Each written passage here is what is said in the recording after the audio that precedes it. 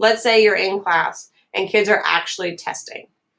You see over here, there are a couple different options, and the one that I want to walk through with you today is what's called live proctoring. So your class has started, kids are taking tests. If you click on live proctoring, then what you can do is you can see the answers that kids are typing in and what questions they're getting right and what questions they get wrong before they hit submit on the test. Okay, so this dashboard sometimes works, sometimes it doesn't. But over here in the corner, you'll see that you can go to questions. So question number 4, for example, is one where they type in just a number. You can see that they're getting it right, some are getting it wrong. And then there's another one like that. I wanted to find one really quick. Here we go. So here's one, for example, that is multiple choice.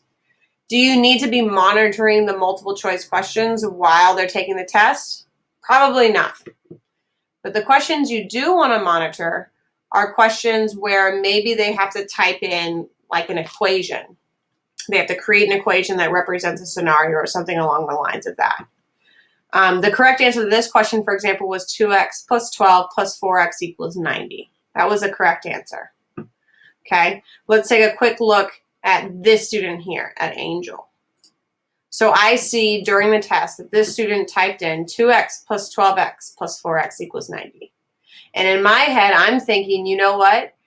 Angel might have just made the mistake of typing in this extra x, and he didn't mean, like, that's not the answer that he has on his paper. He didn't mean to type in that x. He just kind of did. What I would do in this scenario during class, as soon as I see this, is I would walk over to his desk. I take a quick look at his paper, and I'd be looking to see, is the answer that he has on his paper correct? And did he type in the wrong thing? And if that's true, I would go ahead and pause him and be like, hey, let's go back and let's look at question number 1 together really quickly. And I'd say, like, I'd give him a little bit of a coaching conversation. What do you observe about the answer that you typed in online and the answer that you have on your paper? And hopefully in that moment, the student's like, oh my gosh, I didn't mean to type that in. Can I correct it? I have the right answer. And I would say in that moment, yes, correct it. Because you do have the skill. You have the mathematical skill. You know how to do this question. You just typed it in wrong. And so then what you're doing is you're coaching your students through how to leverage and how to actually get the answers correct on the technology when they do in fact have the correct answer, right? How do I portray out into the world the things that I know, and how do I communicate that? In this case, through technology, when I do in fact have the skill and I do know what I'm doing.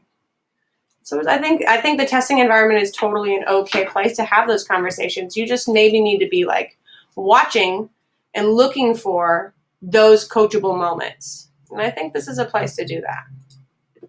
This is another great example. If we look at Antonio, when I look at Antonio's answer, I'm like, dude, he totally has the skill required to do this question.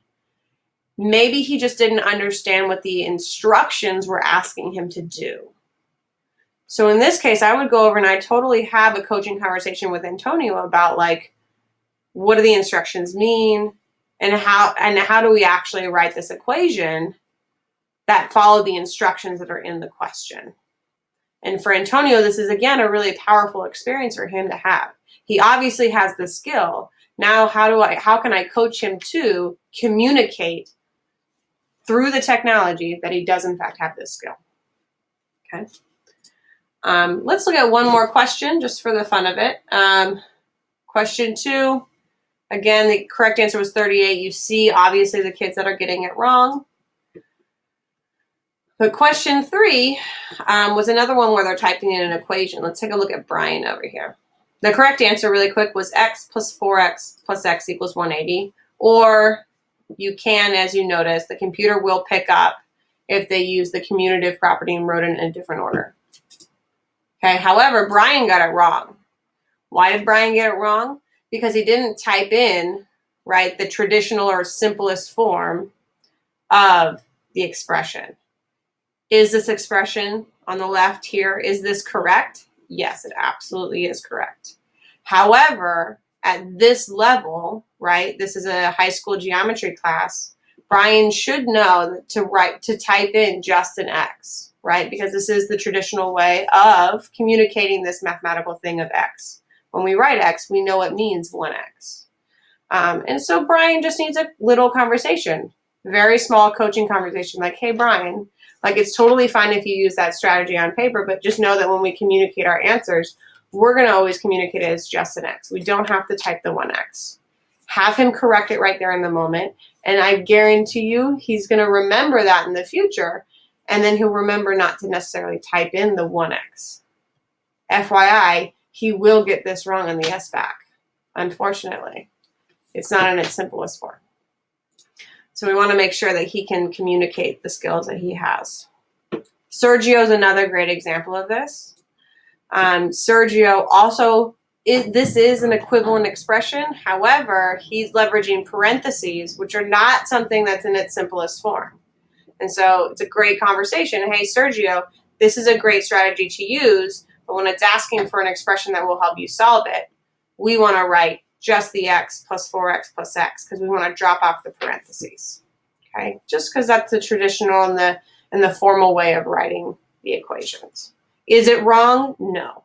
And make sure that Sergio knows that this answer is not wrong.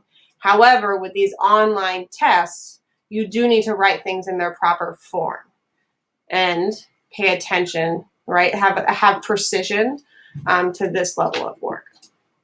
Anyways, that's all I really wanted to show you today. Thank you so much for this. I hope this helps you, and I hope you can have some really powerful conversations with kids. And I promise that if you do this for like 1 or 2 tests, kids will really start to pick up on like, what are the strategies that I need to use when I'm doing an online test versus just showing my work on paper. So let me know if you have any questions. Please always reach out.